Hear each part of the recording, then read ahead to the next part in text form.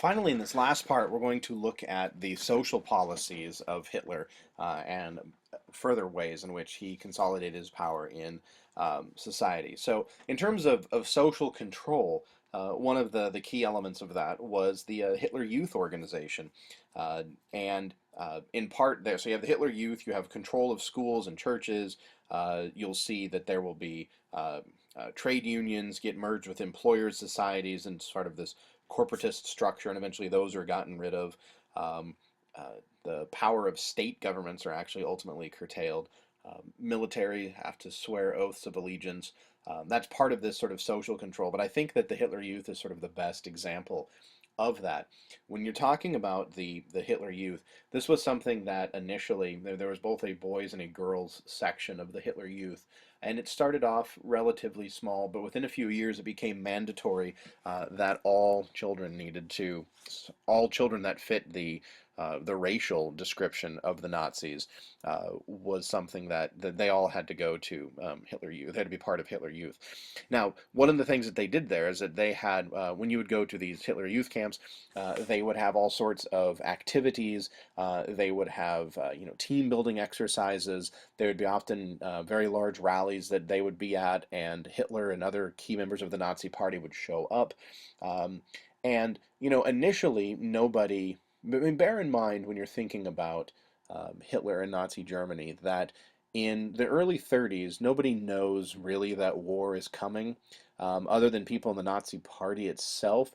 There's no indication that something as horrific as the Holocaust is necessarily going to happen. Some people argue that it was planned from the beginning, which is something we'll talk about next in one of the next sessions or next lectures. But in this case, you have to think that, and people always think, well, why would kids join this? Why would parents let their kids become Nazis? But the term Nazis in 1933, 34, 35, 36, 37, 38, up until the war, the term Nazi was not something necessarily derogatory. I mean, it was actually, I mean, Hitler was according to the German perspective, was very successful. Like I said, he reduced unemployment. He got German society sort of back on its feet. He did this with a very racist policy. He did this with a very totalitarian approach as well, but a lot of times people were satisfied with the results. So from the modern perspective, when we say, oh, children join the Hitler Youth, it seems abhorrent to us. But when you think about it in the 1930s, it seems no different than children potentially joining something like the Boy Scouts, although it's much more politicized than the Boy Scouts, obviously. And of course, I'm not equating the Boy Scouts to the Nazis, just to be clear, but the idea of a youth organization that seems fairly innocuous. Um, so children had to join this. But one of the things that they really promoted there was obedience to the leaders of the Hitler Youth, obedience to Hitler himself. The idea that children were sort of pledging themselves to the state, and what this allowed Hitler and the Nazis to do was to cultivate German society from the youth, beginning at a very young age, and they had almost a decade to do this before war broke out. So they had almost 10 years in which they could mold German society. So that's one very important aspect. Um, Another aspect was in social policies regarded gender. Hitler and the Nazis really emphasized a much more traditional role for women, and that can be seen through the three words there in German: Kinder, Kirche, and Küche. That means children, church, and the kitchen. Should be pretty obvious from each of those three what they mean. The idea is they really promoted this idea of women as sort of as completely domestic, right? The raising of kids, that they were pious, that's why they went to church, and that they spent their time in the kitchen. So this is a very, very patriarchal, very traditional role for women. Um, they were given medals. Women were given medals for if they had more than 4 children, because they were trying to increase the birth rate. That is also important to remember in your readings here, and then what we talk about when we talk about the Holocaust, that the Nazis were promoting a very racist ideology that basically said that their perceived race, which was almost entirely imagined, of Aryans. So this sort of standard blonde-haired, blue-eyed Nordic culture. The Nazis promoted them as all superior to everybody else, both sort of racially and therefore apparently like genetically, physically, emotionally, socially, politically, and they wanted to breed more Aryans than any other group. So looking women were encouraged to breed, and birth control and abortion were restricted for Aryan women. Interestingly, birth control and abortion were encouraged for those races who were by the Nazis who were deemed undesirable.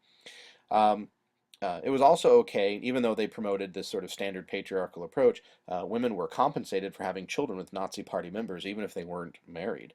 Um, and uh, as I pointed out, many minority groups found it much easier uh, uh, well, they had to, in order to be sterilized, to prevent them from breeding. This is something we're going to talk about when we talk about the Holocaust.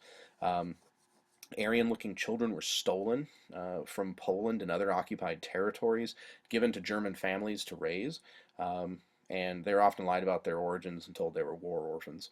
And the idea here is that the Nazis were really promoting this sort of racial purity on the part of what they perceived was a superior race. And of course, the irony that everyone always points out, with essentially one or two exceptions, the majority of the leadership of the Nazi Party didn't themselves not even fit the Aryan stereotype.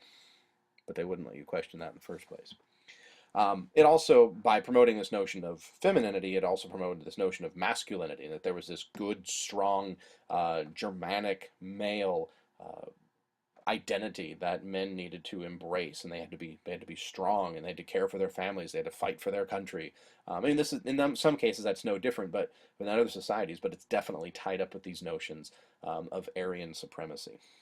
Um, there was also the militarization of society as well. There were a number of military and paramilitary groups, such as the SS, the SA, and the Gestapo. Um, Bear in mind, the SA, the Sturmabteilung, those are the brown shirts. Those are the ones that you typically see in a lot of early footage of the Nazis. They're the ones in uniform, the brown uniforms. They are often referred to as the stormtroopers. They were the ones very early in the Nazi regime who ended up going out and engaging in violent acts against others who had different political ideologies, such as communists. So if elections were held, oftentimes the SA, the brown shirts, would beat up political opponents and sort of run them out of town. This was a very, very large group. Much more refined group, definitely a refined group, the paramilitary aspect of the Nazi Party was the SS, the Schutzstaffel. These are the ones that you would always see also in uniform, but always wearing black. Um, and these are sort of the elites of the Nazis. In order to be SS, you would have to actually have an ethnic background check in order to be an SS officer. Some said that they had to fill out forms detailing that they were Aryan as far back as the 1700s. So there was definitely this push for racial purity among the SS were considered the sort of the epitome of Nazi racial supremacy. There's also Gestapo. Gestapo stands for Geheimnis Staatspolizei, which means secret state police. So the Gestapo is the secret police. They're the ones who would like round people up and take them away. I should point out, though, the SS, they were the ones who were used to round up communists and other political dissidents, criminals, and Jews as well. And the SS are also the ones who are directly responsible for running of the concentration camps. The order, all of the militarization of society really just focuses on order. Hitler and the Nazis brought order to society, and it's demonstrated through pageantry, through parades, and everyone who participated in these rallies wore uniforms. So that's why if you see any documentaries about Nazi Germany, if there's any processions, everybody's in uniform. They marched in line, they do the Hitler salute, they use dramatic music. All of these things are meant to show the clarity and organization of society. Last couple points. Relationship with the church. Hitler and the Nazis said religion was the most important factor for the well-being of the nation. They secretly hated um, Christianity, as we'll see. They forged an agreement with the Catholic Church in 1933. The church was given autonomy, or some autonomy, but had to stay out of politics. Um, that was for the Catholics. For Protestants, Protestant churches were forced to merge all together into what is known as the Protestant Reichskirche, the Protestant Reich Church, and they had to support Nazi ideology. Hitler was not particularly religious himself. Particularly, he thought that Christianity focused too much on love and tolerance, which he said were lies. Um, and he wanted to harken back to a traditional pre-Christian Nordic paganism, but he didn't do that as much openly. The idea was is that openly he espoused the ideals of Christianity, but secretly they hated it, particularly when they saw it as very pacifistic from their perspective. The other issues that the Nazis had with Christianity is that its founder, Jesus, was a Jew, and because of that, the Nazis had a really hard time reconciling Christianity and its Jewish origins with their racist Aryan ideology. They tried to come up with some interesting loopholes to get through that, but none of them really seemed to make sense. There's also a lot of propaganda that is used by the Nazis, as we're going to see a couple examples here. Leni Riefenstahl was a filmmaker who made propaganda films for Hitler's that really focused on the rallies. The most famous one is called Triumph of the Will. And it basically depicts all of the greatness of German society. It's very, very structured and very organized. Shows how clean Germany is and how fit the new Germans are and how great the Nazis are. Um, but this is all part of this broader move of propaganda where you have a combination of German folklore, religion, militarism, the building of monumental architecture, the hosting of the 1906 Olympic Games with opening ceremonies that are meant to choreograph and depict Aryan superiority. The irony, of course, is that in the 1936 Olympics, that the Germans were defeated by an African American runner from the United States, which really sort of threw a wrench into their supposed plan of racial supremacy. All right, so very quickly here, I'm going to run through a couple images of propaganda so that you can see. What you have here, these are some Hitler pictures of the Hitler Youth. So there you have Hitler up in the top corner with his arms on the shoulders of a young boy. You also have another image there of Hitler's face, and then over in front of it is one of the Hitler Youth, and at the top it says Jugend dient dem Führer, the youth follow Hitler. Down below, in an image from one of Leni Riefenstahl's film about the Nazis, there you have the Hitler Youth out practicing and making the Nazi salute. Here is an image then of the SS. Notice that they're wearing black. Again, very regimented, very orderly with their uniforms.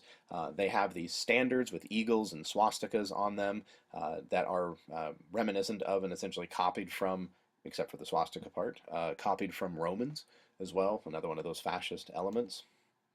Here you have the cover of a magazine from 1938 called Neues Volk, the New Folk, right? That sort of embodies all of the patriarchal restoration of traditional values and the racist ideology of the Nazis. Because if you notice very carefully here, what you have is you have the here you have the father figure in the back, who's much bigger than the wife, who's down below him, who also has a child. And so you have the protective element of the husband over the wife and child. You have the motherly aspect of the woman to her baby. Notice that all three of them are, from the Nazi perspective, sort of specimens of Aryan supremacy because of their whiteness. The other thing that's important too, a little bit more subtle, is they are at the beach. And if they're at the beach, that implies that they have some leisure time. If they have leisure time, that means the economy has improved. Here's another image of a board game, a little different sort of approach here, that shows all of the nations around Germany and all of the amount of tanks and soldiers and weapons that they have, and all of them are pointed at poor defenseless Germany, because in the wake of World War I, Germany didn't have very much in terms of its army, and it had no air force. And so this game itself kind of reinforces that notion that Hitler promoted of, hey, look at everybody else around us, and they have all of these weapons. We have nothing. We're poor and defenseless, and that needs to change. Here's another image of the strong, stereotypical Aryan saying, Hitler's building, help him. buy German goods, and it's he's working, he's strong. You've got also in the background, you've got agriculture, you have horses pulling some uh, pulling some wagons of hay, and then even industry behind that. This idea that the Nazis are just simply doing good things for society. All of this, of course, is a lie because Hitler, even though he did restore the economy, ends up basing it on a racial ideology that will destroy millions, as we will see in the lecture coming up on the Holocaust.